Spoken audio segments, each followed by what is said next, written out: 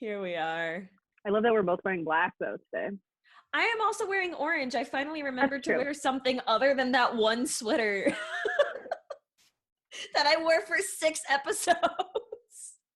I think I'm in black for every episode, so That's better than the exact same, like, blush pink sweater with stripes.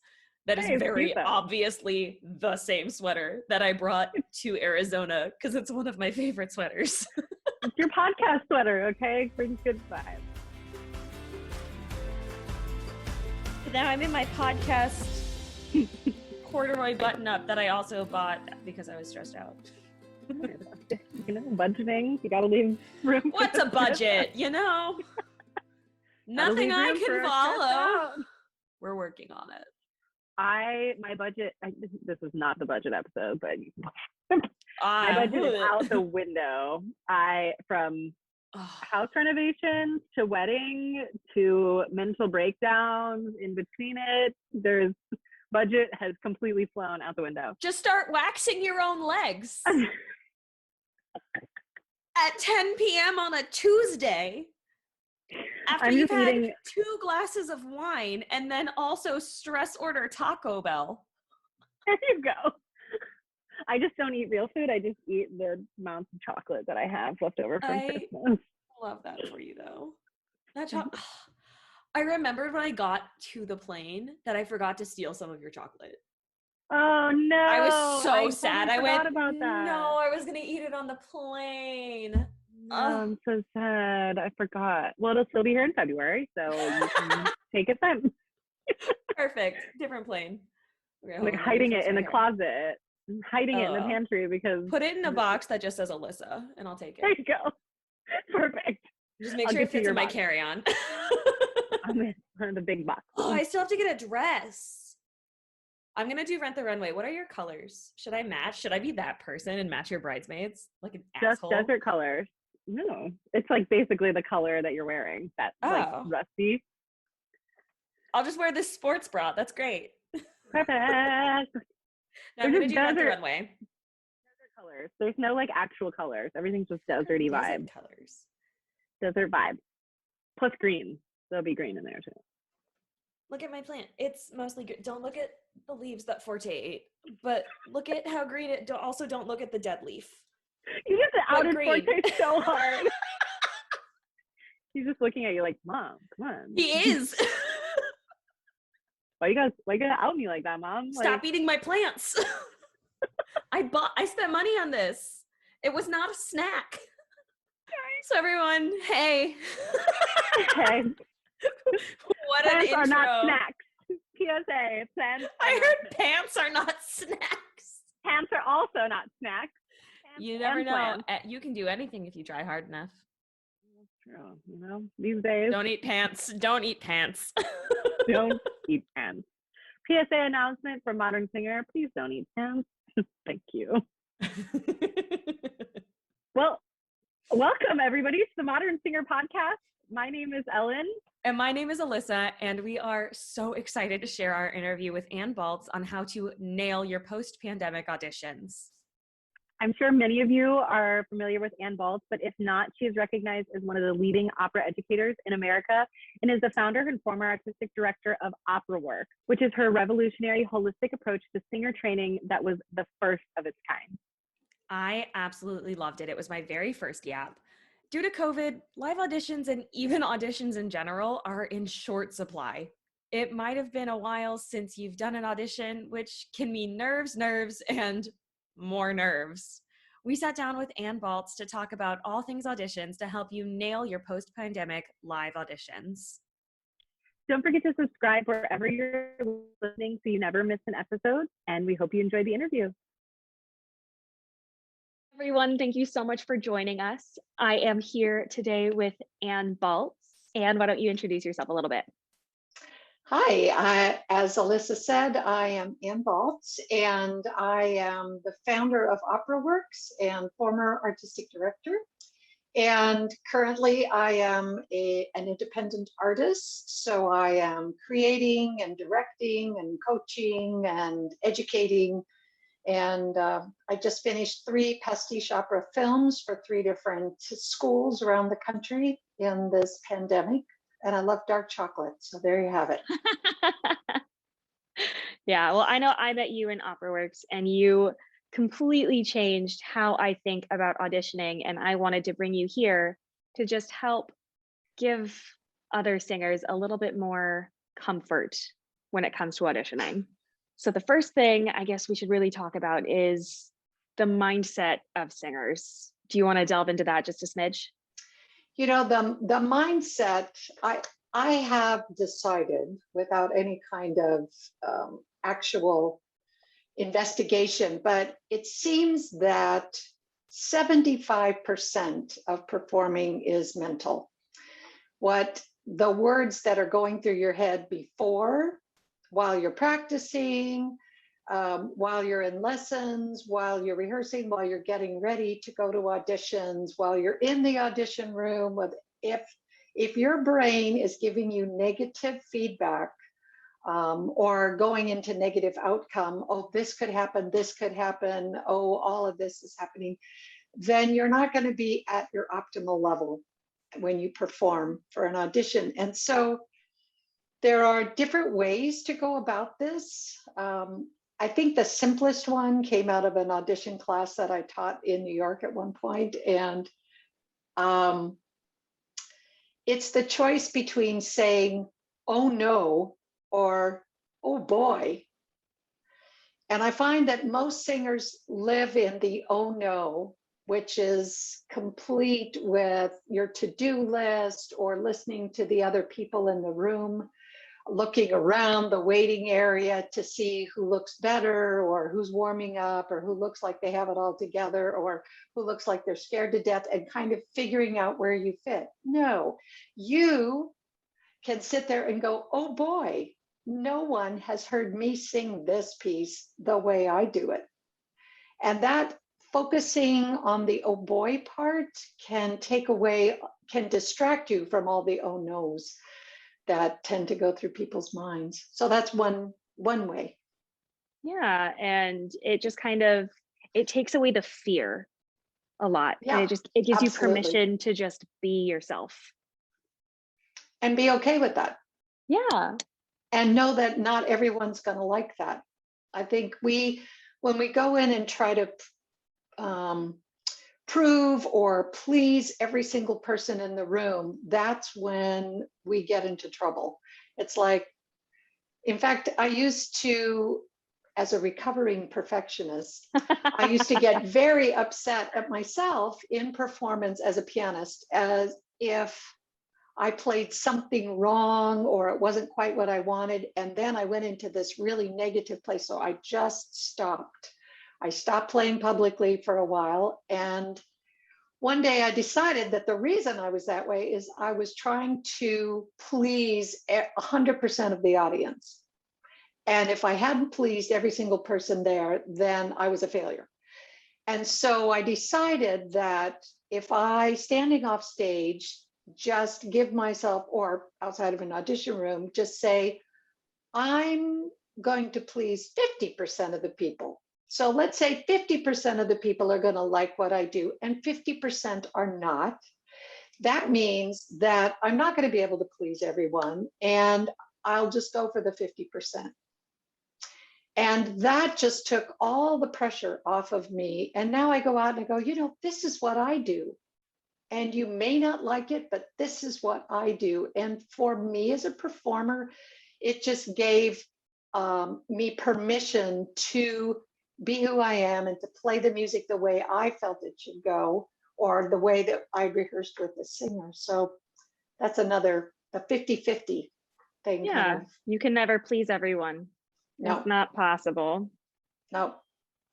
So let's talk a little bit about how to turn this into an audition prep.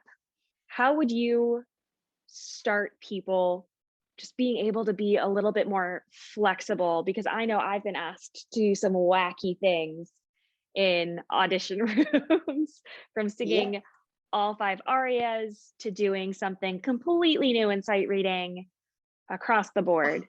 A lot of it is in the prep. And I find that singers many times will go in the practice room and practice to get the piece perfect. So they keep working towards this perfect little place where they want that aria, that they can go in the room and present that perfect little piece. Okay, life does not happen that way. Some days you have big goobers in your throat. Some days you're super nervous and your breath has stopped working, or your larynx has moved up because you're just so in your head. Okay, so a lot of it can happen at home by playing with your repertoire outside of the way you want it to go.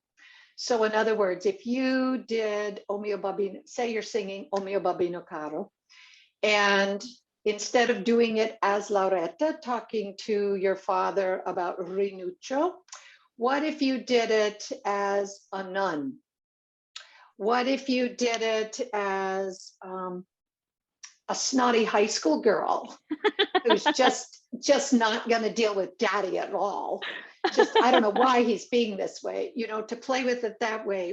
What does it do physically? What does that do musically when you play these different characters that are out of the norm of the way Lauretta is usually performed? But you never know what director, what das Konzept the director is going to give you.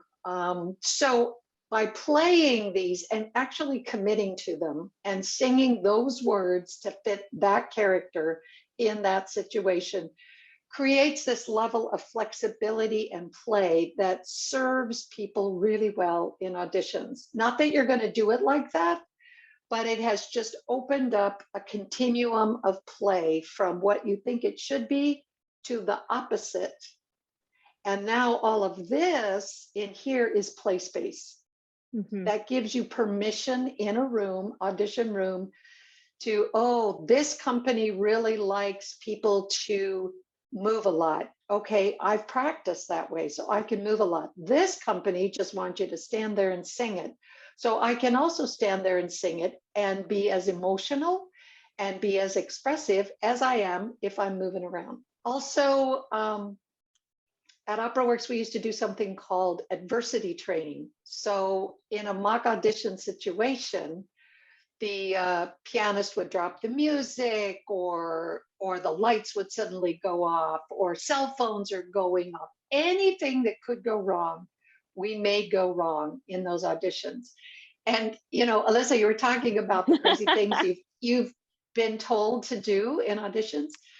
And so, you know, for a joke, we would have, I had a girl do Porgi Amor as a gorilla, because we were going to set it in a zoo. Okay. Oh my goodness. And my gosh, here she was all dressed up, and she came out. This is a mock audition, mind you. She came out and was behaving just like a gorilla. It was fantastic.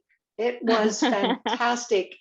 And another one, we had the girl, we said, can you just lift your skirt above your knees and skip around the piano as you're singing your aria? And we, so they all, at the end, we all said, oh, haha, that'll never happen. A year later, she writes and she said, you will not believe what I was just asked to do in an audition, which was get out, to lift my skirt and skip around the piano as I was singing my aria. So thank you for that. I mean, it was crazy that these things happen. Yeah. So I would just encourage singers, first of all, to stage your aria yourself in your home, so that the first time you're asked to do something is not on stage or not in an audition, but stage it different ways. Move the furniture around, get a person to be your silent partner. Imagine what that silent partner is doing while you are singing to them. Are they just standing there looking at you and saying, wow, you sound great? Because generally they're not going to be doing that on stage. So all of these are different ways before you even get into the audition room to open up your instrument, which is your whole body, as well as your voice, as well as your mind. Yeah. And then I know that we've always talked about having the ability to play with friends for auditions as well, and everyone sit down pretending to be the panel and asking for pieces. But pandemic life has actually made it a little bit more accessible for all of us to practice our virtual auditions too. So how would you kind of guide a group of friends through holding their own mock auditions? Well, exactly what you just said is you can set up a Zoom call with maybe, I don't know, 3 to 4 friends and have some ground rules. Like you need to always start with a positive observation, not a positive judgment like, wow, you sound great, or that's fantastic, because that doesn't really makes you feel good, but you can't go back in a practice room and try to be fantastic. But if someone says, wow, your breath was really under that, and I love the way you committed to that particular phrase, that emotion, that you can take back in a practice room. So those are the kind of observations that can be helpful. If someone wants to make a suggestion, this is after you've sung, right? Mm-hmm. So if someone wants to make a suggestion, it seemed like you kind of went to neutral with your facial expressions every time you took a breath. Okay, that's something you can take in a practice room and work on, or, stand in front of a mirror and make sure you're not doing that.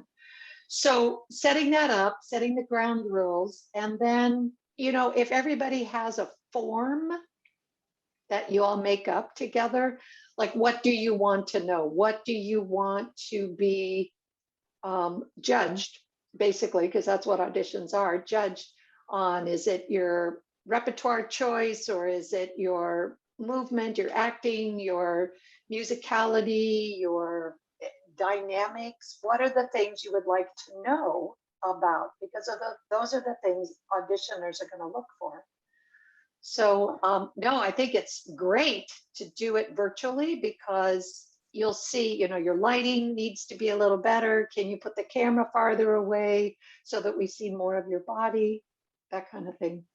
So another technique that I have found been really helpful for singers to get them out of their box, out of that it has to be this way, are the cards that I made for OperaWorks. So these have things like shy, angry, bored, timid, respectful, enraptured, insane, sarcastic. And so it's great to use these, there's, I like over 100 in that pack. Mm-hmm. You can use these to build your instrument. For example, if you're going to brush your teeth and comb your hair in the morning, just pick 4 cards and put them in front of you and brush your teeth with those attitudes, like pleading, indignant, annoyed, and hysterical, for example. Okay, so pleading, indignant, annoyed, hysterical. Okay, so that you're practicing using these muscles, which we don't actually use a lot these days because we're always on our phone scrolling and then doing LOL instead of actually laughing. So using those, and then you can use them in working with your piece. Sometimes I'll ask singers to make 3 piles. These cards would fit with this song. These are the maybe pile, it's like shopping. This is the maybe pile, and this is the absolutely no, would never work. And so you pick most of them from the yes, pick a few from the maybe, and 1 or 2 from the absolutely wouldn't ever work. And you just put them out in front of you and you play with those. You just kind of go boom, boom, boom. And if something works, then you might want to make a note in your music. But otherwise, it's arbitrary and playful. Just put them out on the floor and just do them as your eye catches them. The other ones are, and these are really good so that you don't just stand in the crook of the piano, but these are gesture cards, bow head, what does that say? Weight on one hip, hand on hip. There are different gestures that you can do, and some of them would work and some of them wouldn't, but you challenge yourself to, like if it is going back to O mio babbino caro, what if you put your hand on your hip and sang that? How does that change her attitude at that moment? So the gestures can change the attitude, the attitudes can change the gestures. And the other ones are the movement cards, bend over, that could just be in pain, that could be out of laughter, turn around. Some of the most powerful moments in auditions are when a singer would turn their back to us during an interlude, obviously, during an interlude or an introduction, and then turn back around, either just turn the whole body or just look over their shoulder and then turn around. I mean, it's riveting when someone does that. Riveting. It definitely catches your eye. The other thing we found really helped, that a lot of singers at OperaWorks would say, oh gosh, I just feel like I could do anything here because you just give me permission. And I thought, well, if that's all it takes for you to perform like you are able to, like you are destined to, then we will just make permission cards. So here's the back. We gave everybody a permission card. And it just says, permission card, you have our permission to step out of your box, follow your impulses, and sing from your heart. And a lot of people have said they keep it in their audition folder and look at it right before they walk in, because it gives you permission to be who you are in that room. You don't need anybody else's, really. In fact, one girl wrote and said, I just have to tell you that I threw away my permission card. I said, why? She said, because I realized I didn't need your permission anymore. Let's talk about taking this from practicing from the practice rooms from your home to the actual audition. So starting from the beginning, walking in, what would you say first? The first thing I would say is standing outside the door before you even walk in, standing outside the door. I would suggest it's oh boy rather than the to-do list. Okay, so that when the door opens, you are already energized and excited and ready to go. Because a lot of times what'll happen when I look and watch people walk in the door is I see this, the door opens and I see this. Hi. So I see the worry, I see the nervousness, and then they put it on. So I think, okay, they're nervous and now I'm nervous for you, as opposed to you open the door and someone's like, hi, ready to go. So that's just outside the door.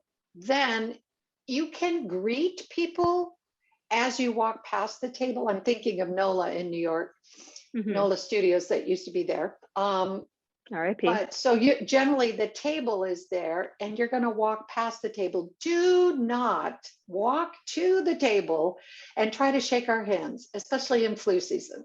Just don't do that. We don't have time. We're finishing up the notes from the previous person. So walk in, you can look at us, check out the room. Is it covered with velvet curtains? That's going to be dead, dead, dead.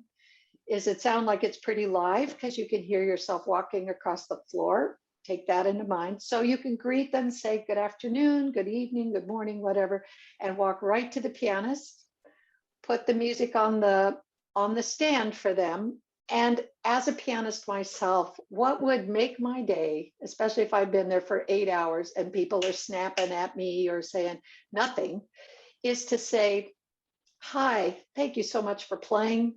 I've heard great things about you. Something to connect with the person on the bench.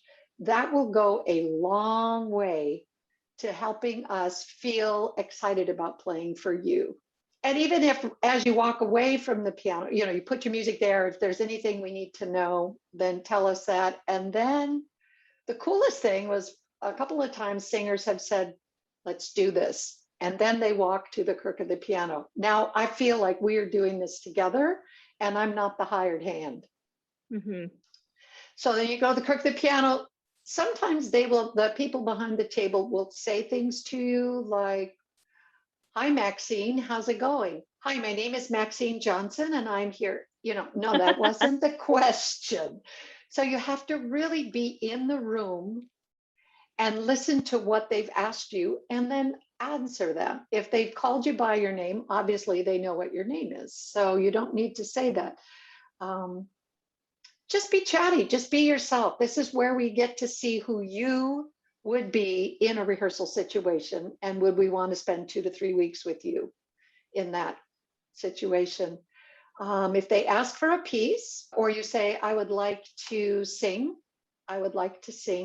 or this is Musetta's waltz, or however you want to introduce your piece, sometimes the people behind the table will say, yeah, I don't like that piece. What else do you have? So you need to be ready for that. It doesn't mean they hate you. It just means they've probably heard that 50 times and they don't want to hear that, even though it's your best piece. So you say, that's fine. This is what else I have. And we don't need to see the disappointment, because that reads as negative.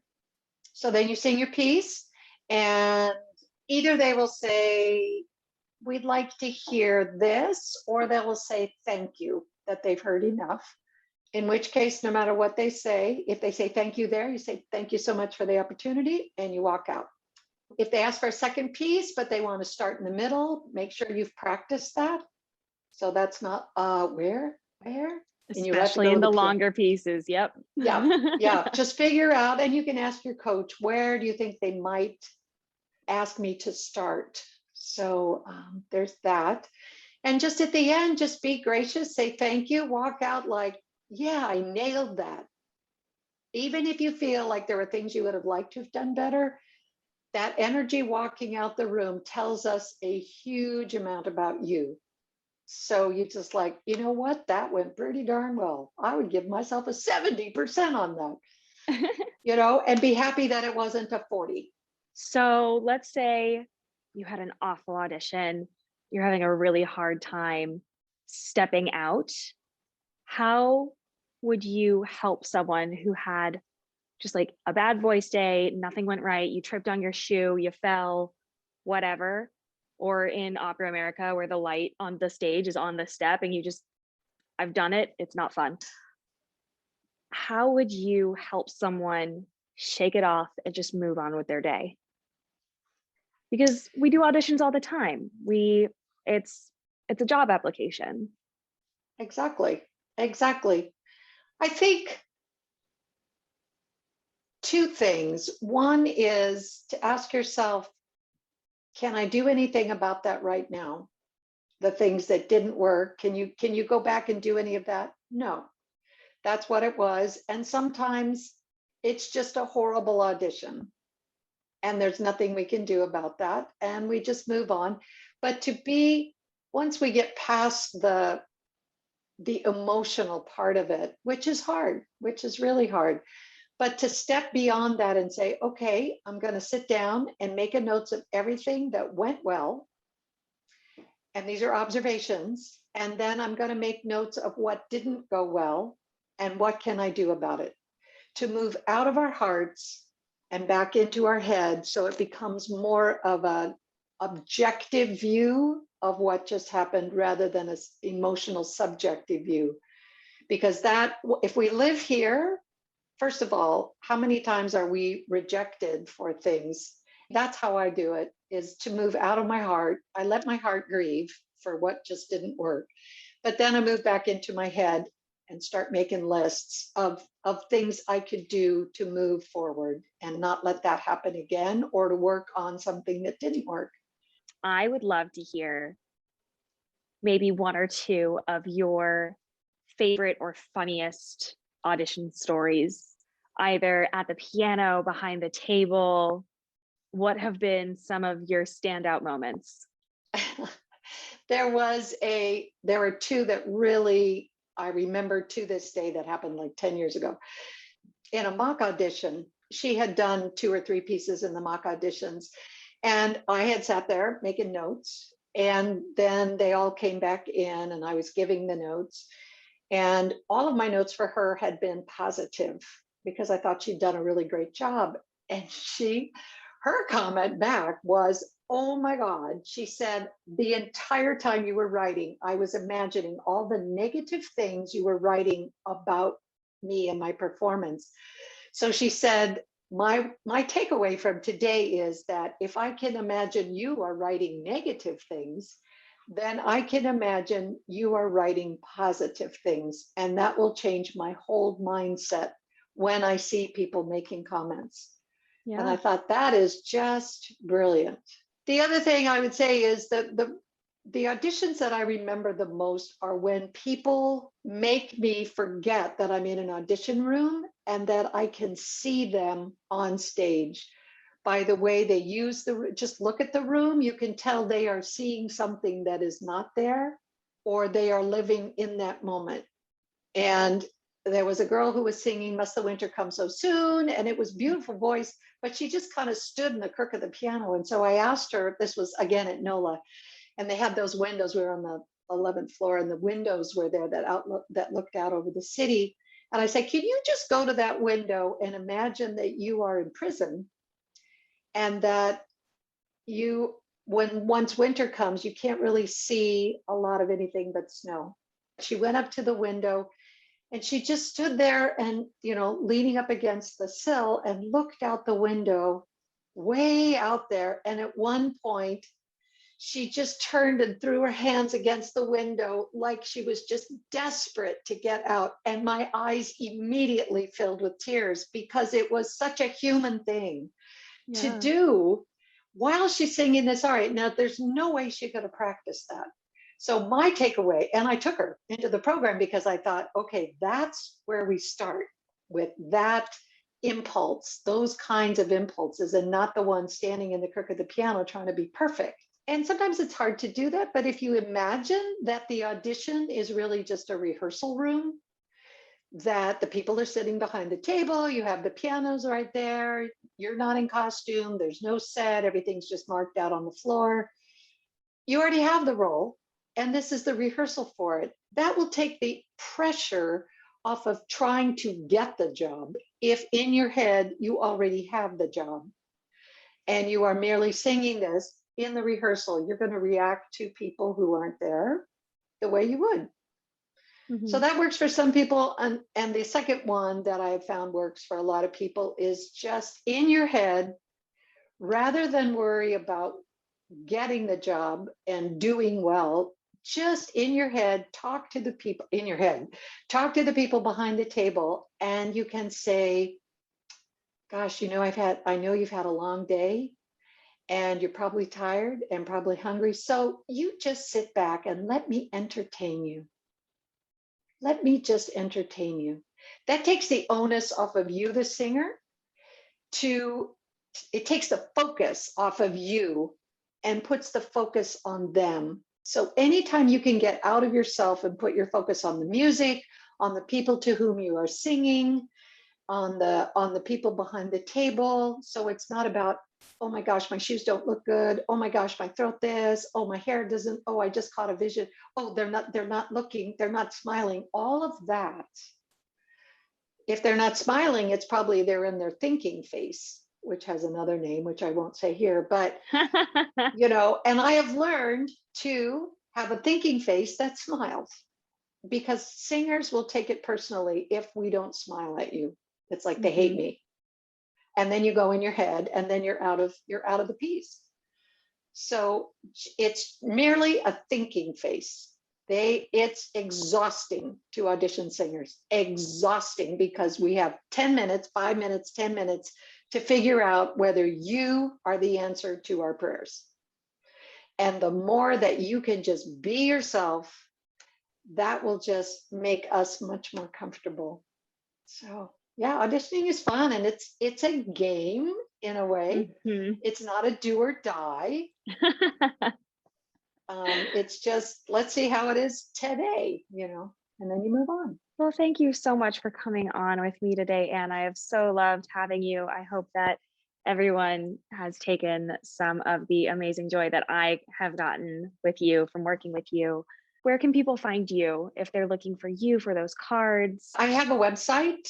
Since I'm no longer with OperaWorks, I wanted to be my own person. So my website is annbaltz.com, and the cards are in the shop. And so you can get all of them plus musicality cards for $29 for the 2 sets. And they come packaged in these beautiful things, and there are instruction cards on the back. everything will be linked down below for all of our thanks. lovely followers. But thank you Thanks. so much for joining me today. Thanks, Alyssa. This was great. So it was wonderful to see you too. Thank you. Bye. Okay, bye. Thank you so much for listening to our interview with Ann Baltz on how to nail your post-pandemic auditions. We hope you enjoyed it. All of the information for our freebie vault to get great audition materials and resources, our weekly practice log, and our role study checklist, and so much more will be linked in the description below. Don't forget to get your singer-specific merch in our shop and follow us on all platforms. All of those links are also below. If you heard any links in the show notes, guess where they're going to be? In the description below. And we will see you all next week. Make sure that you rate, review, and subscribe. Bye. Bye. Got to do the 2-hand Zoom wave. I was recording that, right? Bye. Yeah, I was.